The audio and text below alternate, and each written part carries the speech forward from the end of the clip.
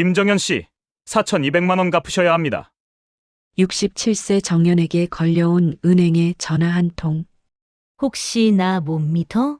동창회에서 오랜만에 만난 고등학교 친구의 그 한마디에 서명한 보증서. 외로움을 파고든 잘못된 신뢰의 대가일까요? 과연 정연에게 무슨 일이 일어난 가요? 올해 67살이 된 정연은 거실 창가에 앉아 있었습니다. 햇살이 레이스 커튼 사이로 비스듬히 들어왔어요. 먼지가 천천히 떠다니는 모습이 보였지요. 남편이 세상을 떠난 지 이제 3년째였습니다. 집은 조용했어요. 너무 조용해서 시계 소리조차 크게 들릴 정도였지요. 냉장고 문에는 자식들 사진이 붙어 있었습니다. 큰딸은 부산에서 살았어요. 아들은 서울에 있었지요. 둘 다 바빴습니다. 정연도 이해했어요. 자식들에게도 각자의 삶이 있다는 걸 알고 있었지요. 그래도 가끔은 외로웠습니다.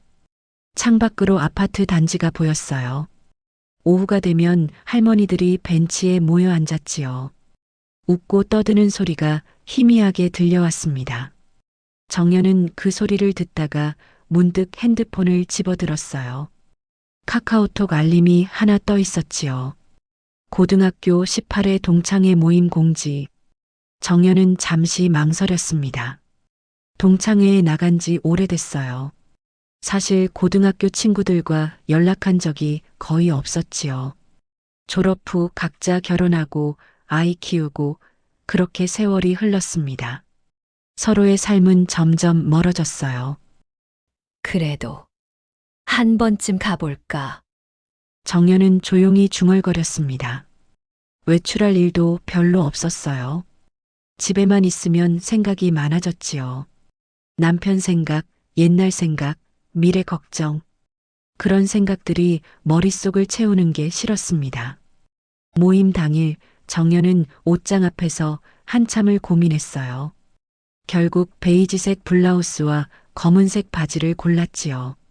거울을 보니 머리에 흰머리가 제법 섞여 있었습니다. 정연은 가볍게 빗질을 하고 립스틱을 발랐어요. 오랜만에 외출 준비를 하니 묘하게 설렜지요.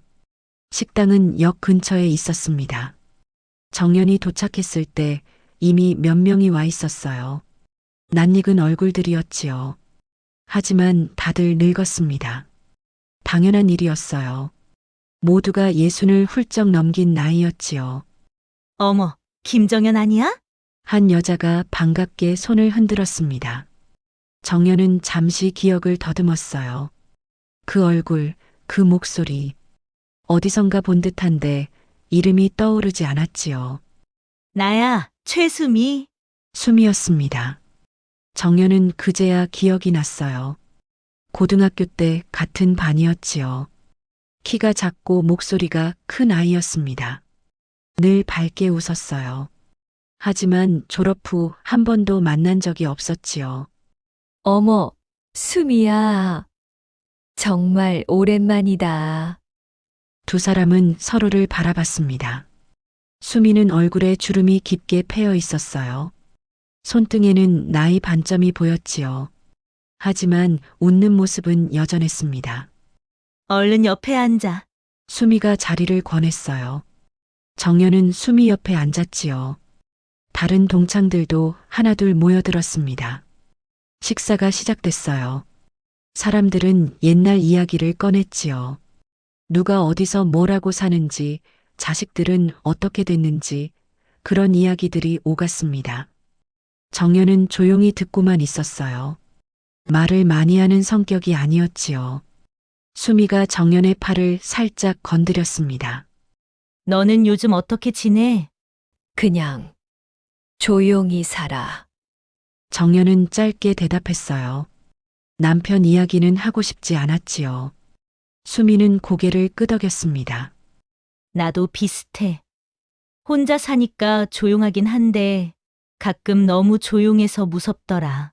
수미의 목소리에 묘한 쓸쓸함이 섞여 있었어요. 정연은 수미를 다시 봤지요. 그 눈빛이 어딘가 지쳐 보였습니다. 이 나이에 친구 하나 있는 게 얼마나 큰 복인지 몰라. 수미가 조용히 말했어요. 정연은 대답하지 않았지요. 하지만 그 말이 마음 어딘가에 남았습니다. 친구, 오래된 친구, 낯선 사람보다는 믿을 수 있는 사람. 모임이 끝나고 사람들은 뿔뿔이 흩어졌어요. 정연이 일어서려는데 수미가 말을 걸었지요. 정연아, 우리 연락하고 지내자. 요즘 세상에 오래 알던 사람이 제일 편하잖아. 수미는 핸드폰을 꺼내 번호를 물었습니다. 정연은 잠시 망설였어요. 하지만 거절할 이유가 없었지요. 수미는 나쁜 사람이 아니었습니다. 그저 옛 친구였어요. 응, 그러자. 정연은 번호를 알려줬습니다. 수미는 환하게 웃었어요. 그 웃음이 참 오래된 것 같았지요. 마치 고등학교 때 그 웃음 그대로인 것처럼. 집으로 돌아오는 길, 정연은 버스 창밖을 바라봤습니다. 거리에는 사람들이 많았어요. 모두 바빴지요. 정연만 혼자 느린 것 같았습니다. 핸드폰이 울렸어요. 수미에게서 온 메시지였지요. 정연아, 오늘 만나서 반가웠어. 이제 자주 연락하자. 정연은 메시지를 읽고 가만히 핸드폰을 내려다봤습니다. 오래된 이름이 다시 불렸어요. 그게 좋은 일인지 아닌지는 아직 몰랐지요. 다만 정연은 이렇게 생각했습니다. 그래도 친구는 좋은 거잖아. 그날 밤 정연은 침대에 누워 천장을 바라봤어요. 수미의 얼굴이 떠올랐지요. 주름진 얼굴, 지친 눈빛, 그리고 그 말. 이 나이에 친구 하나 있는 게 얼마나 큰 복인지 몰라. 정연은 눈을 감았습니다. 외로움이 조용히 밀려왔어요. 하지만 오늘은 조금 덜 외로웠지요. 누군가 내 이름을 불러줬으니까. 누군가 내게 연락하자고 했으니까. 정연은 그렇게 잠들었습니다. 아직 아무것도 몰랐어요. 이 만남이 어디로 향할지, 이 신뢰가 어떤 결과를 가져올지. 정연은 단지 한 가지만 믿고 있었지요. 오래된 친구는 믿어도 괜찮다고. 수미와의 연락은 그렇게 시작됐습니다. 처음엔 가벼운 안부였어요. 오늘 날씨 좋네. 점심은 뭐 먹었어? 같은 메시지가 오갔지요. 정연은 답장을 보냈습니다. 오랜만에 누군가와 대화하는 게 나쁘지 않았어요. 일주일쯤 지났을 때 수미가 전화를 걸어왔습니다. 정연은 설거지를 하다 말고 핸드폰을 받았어요. 정연아, 나야? 응, 수미야. 무슨 일이야? 아니, 그냥 목소리 듣고 싶어서. 문자로만 하니까 좀 그렇더라. 수미의 목소리는 밝았습니다. 정연은 물기 묻은 손을 닦으며 소파에 앉았어요. 두 사람은 한참 이야기를 나눴지요. 요즘 드라마 이야기, 동네 마트 이야기, 별것 아닌 일상들이었습니다. 그런데 통화 끝자락에서 수미의 목소리가 조금 낮아졌어요. 있잖아. 사실 요즘 마음이 심란해. 왜? 무슨 일 있어? 아들이 사업을 한다고 하는데 걱정이 돼서. 수미는 한숨을 쉬었습니다. 정연은 가만히 들었어요. 수미는 천천히 이야기를 이어갔지요. 원래 직장 다녔는데 그만뒀대. 사업을 해보고 싶다고. 나이도 이제 40인데 뭘 해도 늦은 것 같고. 그래도 아들이 하고 싶은 일 하는 게 낫지 않아? 그건 그런데 돈이 문제야. 내가 도와줄 형편도 안 되고. 정연은 대답하지 않았습니다. 돈 이야기가 나오면 조심해야 한다는 걸 알고 있었어요. 하지만 수미는 더 이상 말하지 않았지요. 그냥 한숨만 쉬었습니다. 힘내. 다 잘 될 거야. 정연은 위로의 말을 건넸어요. 수미는 고마워라고 했지요. 통화는 그렇게 끝났습니다. 그 뒤로 수미의 전화가 잦아졌어요. 일주일에 2~3번씩 걸려왔지요. 이야기는 늘 비슷했습니다. 아들 걱정, 노후 불안, 세상에 믿을 사람이 없다는 말. 정연은 들어줬어요. 친구니까요. 한 달쯤 지났을 때였습니다. 수미가 집 근처 카페에서 만나자고 했어요. 정연은 약속 장소로 갔지요. 수미는 이미 와 있었습니다. 커피를 시켜놓고 기다리고 있었어요. 갑자기 불러내서 미안해. 아니야, 괜찮아. 무슨 일인데? 수미는 커피를 한 모금 마셨습니다. 손이 미세하게 떨리는 게 보였어요. 정연은 수미의 얼굴을 봤지요. 화장기 없는 얼굴에 피로가 역력했습니다. 있잖아. 내가 부탁 하나만 해도 될까? 수미의 목소리가 작아졌어요. 정연은 가슴이 철렁 내려앉았지요. 부탁이라는 단어가 불편했습니다. 무슨 부탁인데? 아들이 은행에서 대출을 받으려고 하는데 보증인이 필요하대. 정연은 아무 말도 하지 못했어요. 보증인. 그 단어를 듣는 순간 온몸이 경직됐지요. 내 돈 쓰는 거 아니야. 정말이야. 그냥 이름만 빌려주면 돼. 수미가 급하게 말했습니다. 정연은 고개를 저었어요. 수미야, 그건 좀 어려울 것 같아. 나도 알아. 갑자기 이런 부탁하는 게 얼마나 무례한지. 하지만 다른 사람한테는 부탁할 수가 없어. 정연이 너밖에 없어. 수미의 눈에 눈물이 맺혔습니다. 정연은 시선을 피했어요. 카페 창밖을 봤지요. 사람들이 걸어가고 있었습니다. 수미야, 보증은 정말 위험한 거야. 나도 남편한테 들어서 알아. 절대 서면 안 된다고. 응. 나도 알아. 하지만 내 아들 일이야. 내가 안 도와주면 누가 도와줘? 아이 인생이 걸린 문제인데. 수미는 눈물을 닦았어요. 정연은 가슴이 답답했지요. 거절해야 한다는 걸 알았습니다. 하지만 입이 떨어지지 않았어요. 잠깐이면 끝나. 6개월이야. 6개월만 이름 빌려주면 돼. 그 뒤엔 바로 정리할 거야. 그래도 혹시 나 못 믿어? 수미가 정연을 똑바로 봤습니다. 그 눈빛에는 서운함이 섞여 있었어요. 정연은 입을 다물었지요. 우리 고등학교 때부터 알던 사이잖아. 내가 너한테 뭘 잘못한 적 있어? 나 그런 사람 아니야. 정연은 대답하지 못했습니다. 못 믿는다고 말할 수도 없었어요. 실제로 수미가 뭘 잘못한 적은 없었지요. 단지 오래 연락을 안 했을 뿐이었습니다. 생각해 볼게. 정연은 겨우 그렇게 말했어요. 수미는 고개를 끄덕였지요. 고마워. 정말 고마워. 생각만 해줘도 고마워. 집으로 돌아오는 길, 정연은 머릿속이 복잡했습니다. 보증을 서야 하나 말아야 하나, 친구를 도와야 하나, 내 안전을 지켜야 하나. 답이 나오지 않았어요. 그날 밤 정연은 잠을 이루지 못했습니다. 천장을 보며 수미의 얼굴을 떠올렸어요. 눈물 흘리던 모습, 너밖에 없어라던 말, 혹시 나 못 믿어? 라던 질문. 그 말들이 머릿속을 맴돌았지요. 이틀 뒤 수미에게서 문자가 왔습니다. 정연아, 생각해봤어? 정말 미안해. 부담 주려던 건 아니었어. 정연은 한참을 고민하다 전화를 걸었어요. 수미가 받았지요. 나야, 수미야. 정연아. 그 보증 이야기. 어떤 서류 필요해? 수미는 잠시 침묵했습니다. 그리고 조심스럽게 말했어요. 정말 도와줄 거야? 응. 친구니까. 정연은 그렇게 대답했습니다. 전화 너머로 수미가 흐느끼는 소리가 들렸어요. 고마워.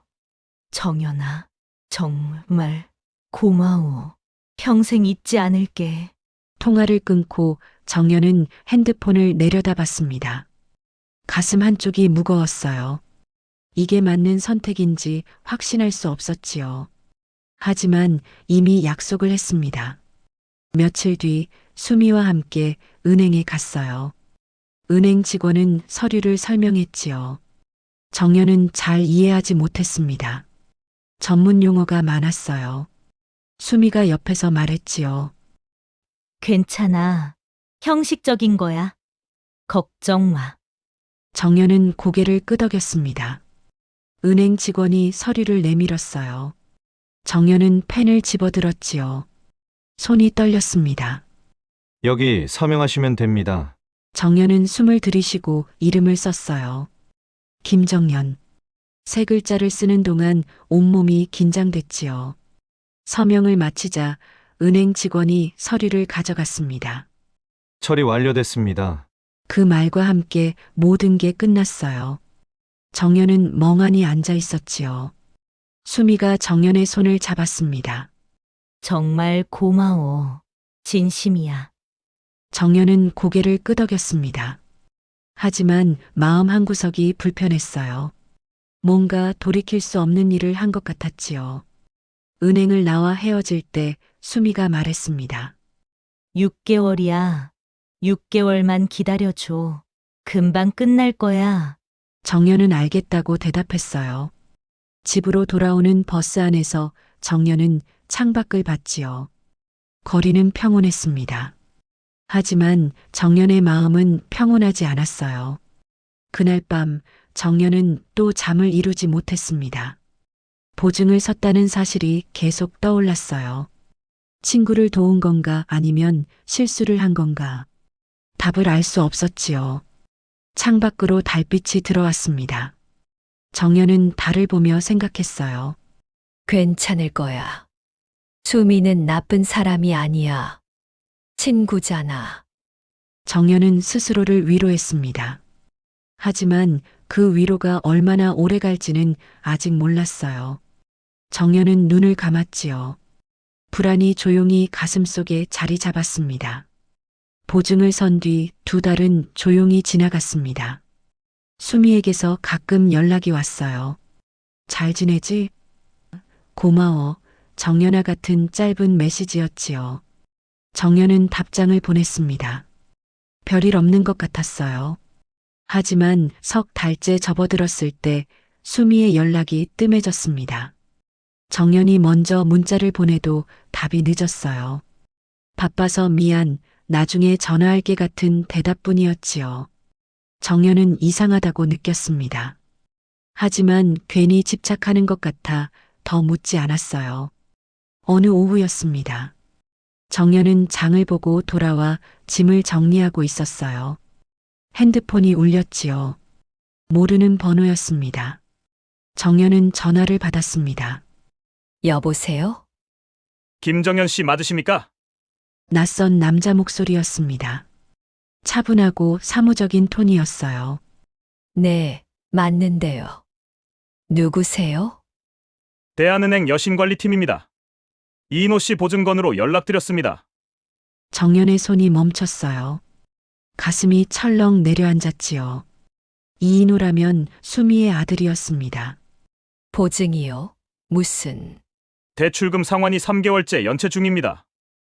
보증인이시니 채무 변제 의무가 있으십니다. 정연은 말문이 막혔습니다. 연체 3개월. 수미는 6개월이면 끝난다고 했어요. 아무 문제 없다고 했지요. 죄송한데요. 확인 좀 해보시겠어요? 분명 잘 갚고 있을 텐데. 채무자와 연락이 되지 않는 상황입니다. 보증인께서 대신 변제하셔야 합니다. 은행 직원의 목소리는 단호했어요. 정연은 숨이 막혔지요. 얼마인데요? 원금과 이자 합쳐서 현재 4,200만 원입니다. 정연은 핸드폰을 떨어뜨릴 뻔했습니다. 4,200만 원. 그 돈이 어디 있나요? 정연의 통장에는 연금과 적금밖에 없었지요. 제가 그걸 어떻게... 2주 내로 상환 계획서를 제출하셔야 합니다. 그렇지 않으면 법적 조치가 진행됩니다. 전화는 그렇게 끊겼습니다. 정연은 소파에 주저앉았어요. 온몸에 힘이 빠졌지요. 손이 떨렸습니다. 정연은 곧바로 수미에게 전화를 걸었어요. 신호음이 길게 울렸지요. 한참 뒤에 수미가 받았습니다. 응, 정연아. 수미야, 은행에서 연락 왔어. 연체됐다고. 3개월이나 안 갚았다고 그러던데? 수미는 한동안 말이 없었어요. 정연은 숨을 참고 기다렸지요. 미안해. 정연아, 이노 사업이 잘 안 됐어. 수미의 목소리는 가라앉아 있었습니다. 정연은 목소리를 높였어요. 그럼 미리 말을 했어야지. 3개월이나 지났는데 왜 말 안 했어? 말할 수가 없었어. 너한테 민폐 끼친 것 같아서. 민폐는 지금 끼치는 거잖아. 은행에서 4,200만 원 갚으래? 나한테 그 돈이 어디 있어? 정연은 목이 메었습니다. 수미는 조용히 한숨을 쉬었어요. 나도 어쩔 수가 없어. 아들이 연락도 안 받아. 어디로 갔는지도 몰라. 그게 무슨 소리야? 사업 망하고 신용불량자 됐대. 그 뒤로 연락이 안 돼. 정연은 말문이 막혔습니다. 아들이 도망갔다는 뜻이었어요. 그럼 이 빚은 누가 갚나요? 정연이 갚아야 한다는 건가요? 수미야, 그럼 나보고 어떡하라고? 미안해. 정말 미안해. 나도 피해자야. 그 말을 듣는 순간 정연은 온몸에 소름이 돋았습니다. 나도 피해자라니. 보증을 부탁한 사람이 피해자라고요? 수미야, 지금 농담해? 농담 아니야. 나도 아들 때문에 집까지 저당 잡혔어. 우리 둘 다 당한 거야. 정연은 더 이상 말할 수 없었어요. 전화를 끊었지요. 핸드폰을 소파에 던졌습니다. 눈물이 쏟아졌어요. 밤이 깊어갔습니다. 정연은 잠들지 못했어요. 천장을 보며 생각했지요. 어떻게 해야 하나? 4,200만 원을 어떻게 마련하나? 집을 팔아야 하나? 다음 날 아침 정연은 가까운 법률 상담소를 찾았습니다. 무료 상담을 해준다는 곳이었어요. 상담 변호사는 40대 후반의 여자였지요. 정연은 상황을 설명했습니다. 변호사는 고개를 끄덕이며 들었어요. 정연의 이야기가 끝나자 천천히 말했지요. 보증은 법적으로 채무자와 동일한 책임을 집니다. 채무자가 갚지 않으면 보증인이 갚아야 해요. 그럼 제가 무조건 갚아야 한다는 건가요? 네. 안타깝지만 그게 보증의 본질입니다. 정연은 고개를 떨궜어요. 변호사가 서류를 꺼내며 말했지요. 다만 방법이 아예 없진 않습니다. 채무자를 찾아 공동 책임을 물을 수도 있고 분할 상환 협의를 할 수도 있어요. 친구 아들은 연락이 안 돼요. 수미도 돈이 없대요. 변호사는 잠시 생각했습니다. 그리고 조심스럽게 물었어요. 최수미 씨, 과거에도 비슷한 일이 있었는지 확인해 보셨나요? 무슨 말씀이세요? 이런 경우 보통 처음이 아닙니다. 민사 소송 기록을 확인해 보시는 게 좋겠어요. 정연은 가슴이 철렁했어요. 설마 수미가 이런 일을 또 했다고요? 상담소를 나와 정연은 공원 벤치에 앉았습니다. 머릿속이 복잡했어요. 변호사 말대로 수미를 조사해 봐야 하나? 아니면 그냥 갚아야 하나? 핸드폰으로 검색을 시작했어요. 대법원 인터넷 등기소, 민사소송 기록. 생전 처음 해보는 일이었지요. 한참을 헤매다 겨우 검색 방법을 찾았습니다. 최수미. 주민등록번호 뒷자리는 수미가 예전에 보낸 서류에서 본 적이 있었어요. 정연은 떨리는 손으로 입력했지요. 검색 결과가 떴습니다. 정연은 화면을 봤어요. 그리고 숨이 멎었지요. 민사소송 3건. 모두 대출 보증 관련 분쟁이었습니다. 2년 전, 5년 전, 7년 전. 수미는 이미 3번이나 다른 사람에게 보증을 부탁했고 매번 갚지 못했어요. 정연은 핸드폰을 꽉 쥐었습니다. 온몸이 떨렸어요. 분노가 치밀어 올랐지요. 이건 우연이 아니었습니다. 실수도 아니었어요. 수미는 알고 있었지요. 보증이 어떤 의미인지, 이게 어떤 결과를 가져오는지. 그럼에도 정연에게 손을 뻗었습니다. 정연은 벤치에서 일어났어요. 집으로 돌아가는 길, 정연은 결심했지요. 더 이상 혼자 울지 않겠다고, 이대로 당하지 않겠다고.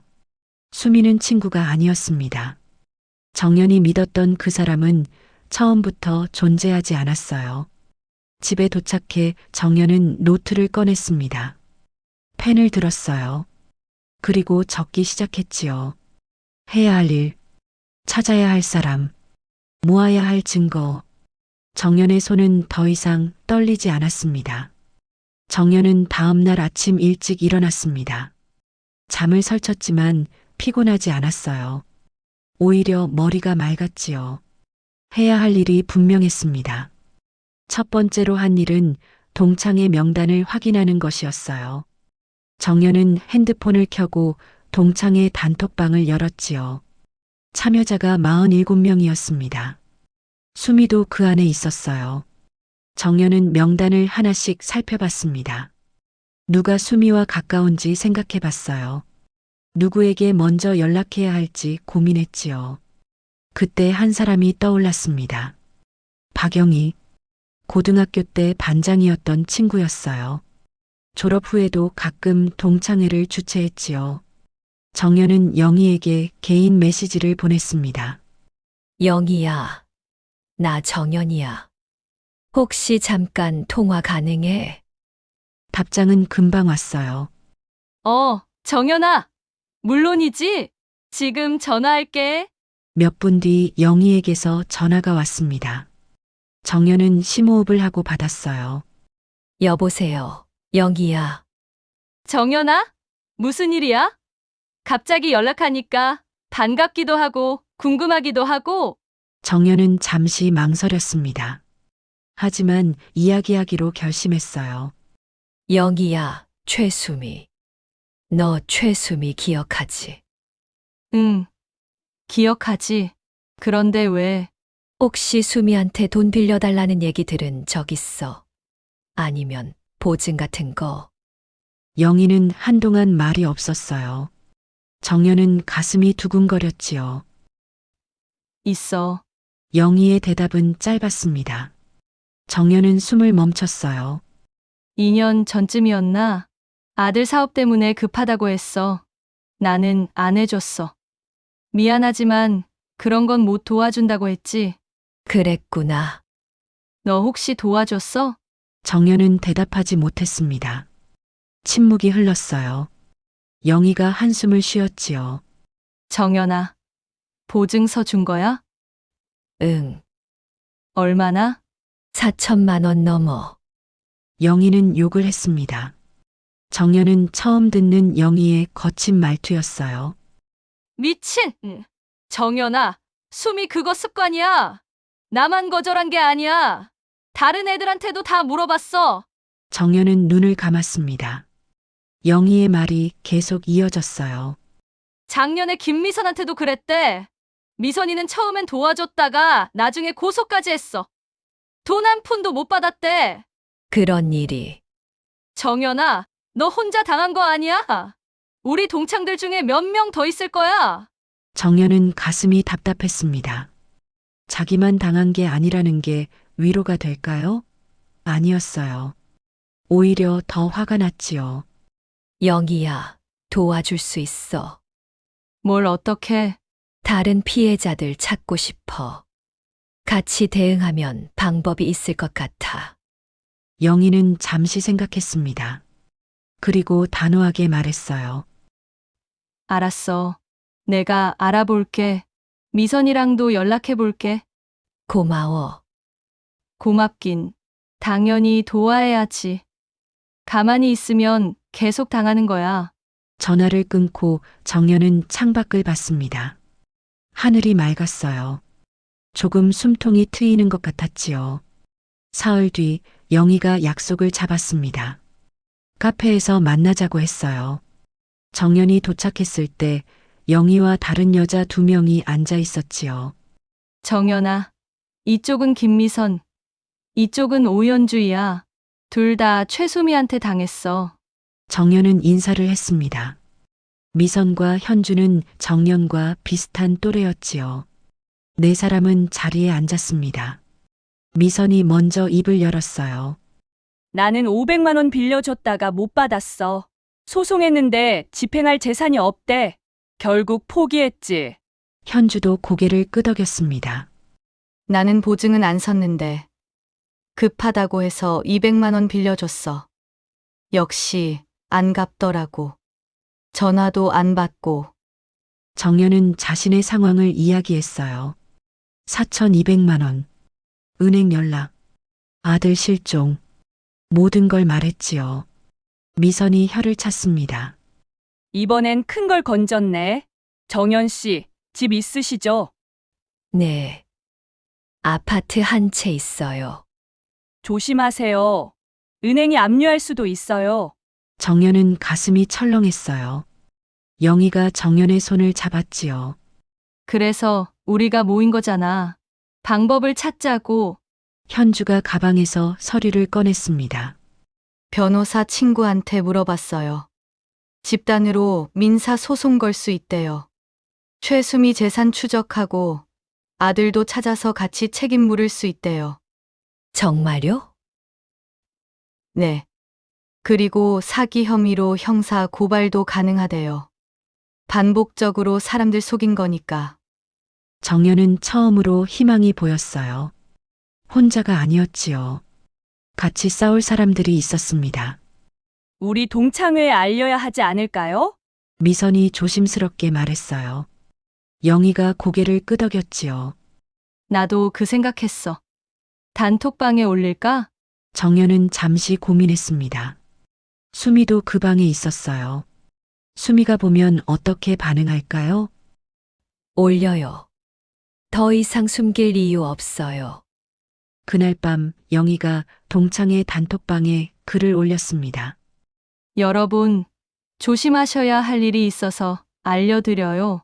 최수미 씨가 여러 동창들에게 금전적 피해를 입혔습니다. 보증이나 대출 요청받으신 분은 신중하게 판단하시길 바랍니다. 메시지는 파문을 일으켰어요. 단톡방이 순식간에 들끓었지요. 진짜예요? 저도 작년에 부탁받았는데. 어머, 나도 거절했었어. 수미는 아무 말도 하지 않았습니다. 10분쯤 지났을 때 수미가 단톡방을 나갔어요. 정연은 핸드폰을 보며 복잡한 감정을 느꼈지요. 다음 날 수미에게서 전화가 왔습니다. 정연은 받지 않았어요. 문자가 왔지요. 정연아, 왜 이러는 거야? 우리 친구 아니었어? 정연은 문자를 읽고 답장을 보냈습니다. 친구는 친구를 속이지 않아. 내가 과거에 뭘 했는지 다 알아. 이제 법적으로 대응할 거야. 수미는 더 이상 연락하지 않았어요. 일주일 뒤 네 사람은 변호사 사무실에 모였습니다. 집단 소송 준비를 시작했어요. 변호사는 승산이 있다고 했지요. 최수미 씨 아들을 찾으면 공동 책임을 물을 수 있습니다. 최수미 씨 명의의 재산도 조사하겠습니다. 정연은 고개를 끄덕였습니다. 마음이 조금 가벼워졌어요. 사무실을 나오며 영희가 말했습니다. 정연아, 잘했어. 혼자 참았으면 계속 당했을 거야. 고마워, 영희야. 너희가 없었으면 어쩔 뻔했어. 미선이 정연의 어깨를 두드렸어요. 우리 끝까지 같이 가요. 이번엔 제대로 끝내자고요. 정연은 웃었습니다. 오랜만에 진심으로 웃었어요. 집으로 돌아오는 길 정연은 하늘을 올려다봤지요. 구름이 천천히 흘러갔습니다. 아직 끝나지 않았어요. 하지만 이제 혼자가 아니었지요. 그날 밤 정연은 오랜만에 편히 잠들었습니다. 소송이 시작되고 석 달이 지났습니다. 그 시간은 정연에게 길고도 짧았어요. 변호사는 수미 명의의 작은 상가를 찾아냈지요. 아들도 추적 끝에 위치가 파악됐습니다. 법원에서 첫 조정 기일이 열렸어요. 정연과 미선, 현주가 함께 출석했지요. 수미도 왔습니다. 정연은 법정 복도에서 수미와 마주쳤어요. 수미는 예전 모습 그대로였습니다.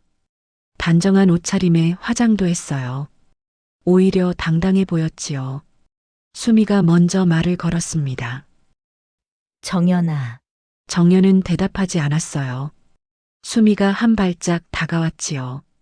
이렇게까지 해야 했어. 우리 친구였잖아. 정연은 수미를 똑바로 봤습니다. 친구가 이렇게 해. 나도 피해자라니까. 아들이 날 속인 거야. 나도 당했다고. 수미의 목소리에는 억울함이 섞여 있었어요. 정연은 차갑게 웃었지요. 법정에서 얘기해. 조정실 안으로 들어갔습니다. 판사가 양측을 봤어요. 원고 측 먼저 진술하시죠. 정연의 변호사가 서류를 제출했습니다. 피고 최수미는 과거 10년간 총 7명에게 동일한 수법으로 금전 피해를 입혔습니다. 이 중 3건은 민사 소송으로 확정됐고요. 수미가 벌떡 일어났어요. 그건 오해예요. 그때는 정말 어쩔 수 없었어요. 앉으세요. 판사가 제지했습니다. 수미는 자리에 앉았지만 얼굴이 붉어졌어요. 변호사가 계속 말했지요. 피고는 매번 아들 사업, 잠깐만 쓰고 돌려준다. 이름만 빌려달라는 동일한 말로 피해자들을 우롱했습니다. 이는 명백한 사기 행위입니다. 아니에요. 진짜 아들이 사업을 했어요. 내가 사업이 망할 줄 어떻게 알았겠어요. 수미의 목소리가 커졌습니다. 판사가 다시 주의를 줬어요. 피고 측 증거가 있습니까? 수미의 변호사가 고개를 저었지요. 수미는 입술을 깨물었습니다. 정연의 변호사가 또 다른 서류를 꺼냈어요. 피고 명의의 상가 건물이 있습니다. 시세 1억 원 상당입니다. 하지만 피고는 이 재산을 숨기고 돈이 없다고 주장했습니다. 수미의 얼굴이 하얗게 질렸어요. 그건 내 노후 대비야. 그것까지 뺐으면 난 어떻게 살라고. 피해자들의 노후는 생각 안 하셨습니까? 변호사의 목소리는 냉정했습니다. 수미는 대답하지 못했어요. 추가로 피고의 아들 이인호 씨를 찾았습니다. 현재 인천에 거주 중이며 월급을 받고 있습니다. 뭐? 수미가 놀라 소리쳤어요. 정연도 눈을 크게 떴지요. 아들이 일을 하고 있다고요? 네. 작년 11월부터 물류회사에 다니고 있습니다. 월 250만 원 수령 중입니다. 수미는 입을 다물었습니다. 손이 떨렸어요. 판사가 수미를 봤습니다. 피고인 아들분이 연락이 안 된다고 하셨죠? 그게 저도 몰랐어요. 진짜 연락이 안 됐어요. 하지만 피고인 명의 계좌에서 아들분 명의로 매달 50만 원씩 송금된 기록이 있습니다. 수미는 완전히 얼어붙었어요. 정연은 수미를 봤지요. 수미는 고개를 떨구고 있었습니다. 변론하실 기회 드리겠습니다. 판사의 말에 수미는 입을 열었어요. 목소리가 떨렸지요. 저도 힘들었어요. 혼자 살면서 불안했어요. 노후가 걱정됐고. 그래서 다른 사람들 노후를 망쳐도 된다는 겁니까? 미선이 참지 못하고 소리쳤습니다. 판사가 제지했지만 미선은 멈추지 않았어요. 저도 혼자 살아요. 저도 불안해요. 그렇다고 친구를 속입니까? 수미는 아무 말도 하지 못했습니다. 눈물이 흘러내렸어요. 조정은 10분간 휴식에 들어갔습니다. 복도에 나온 정연은 벤치에 앉았어요. 밖에서 기다리던 영희가 물을 건넸지요. 괜찮아? 응. 이제 끝난 것 같아. 그때 수미가 다가왔습니다. 변호사는 멀찍이 서 있었어요. 수미는 정연 앞에 섰지요. 정연아, 정연은 고개를 들었습니다. 수미의 얼굴은 눈물범벅이었어요. 화장이 번졌지요. 미안해. 정말 미안해. 수미가 무릎을 꿇었습니다. 정연은 놀라 일어섰어요. 뭐 하는 거야? 제발, 제발 용서해줘. 내가 잘못했어. 장가 팔게. 다 갚을게. 제발 합의해줘. 수미는 정연의 바지를 붙잡았어요. 복도에 있던 사람들이 쳐다봤지요. 정연은 당황했습니다. 일어나. 싫어. 용서해준다고 할 때까지 안 일어나. 정연아. 제발. 수미는 흐느꼈습니다. 정연은 수미를 내려다봤어요. 한때는 친구라고 생각했던 사람. 지금은 낯선 사람이었지요. 최수미 씨. 정연은 처음으로 존댓말을 했습니다. 수미가 고개를 들었어요. 7명이에요. 당신한테 당한 사람이 나만 용서한다고 끝나는 게 아니에요. 그 사람들한테도 빌게. 다 찾아가서 빌게. 제발. 이제 법이 판단할 거예요. 일어나세요. 정연은 수미의 손을 뿌리쳤습니다. 수미는 바닥에 주저앉았어요. 영희가 정연의 팔을 잡았지요. 들어가자. 정연은 고개를 끄덕이고 조정실로 돌아갔습니다. 뒤에서 수미가 우는 소리가 들렸어요. 정연은 뒤돌아보지 않았지요. 조정이 재개됐습니다. 판사가 결론을 내렸어요. 피고는 상가를 매각해 3천만 원을 즉시 변제하고 나머지는 아들과 공동으로 5년 분할 상환할 것. 추가로 이 사건은 사기 혐의로 검찰에 통보됩니다. 수미는 고개를 숙였습니다. 더 이상 항변하지 않았어요. 그리고 판사가 수미를 봤습니다. 피고인은 같은 행위를 반복했습니다. 이는 단순 실수가 아닙니다. 앞으로 유사 행위 시 가중 처벌될 것임을 경고합니다. 수미는 떨리는 목소리로 대답했어요. 네. 알겠습니다.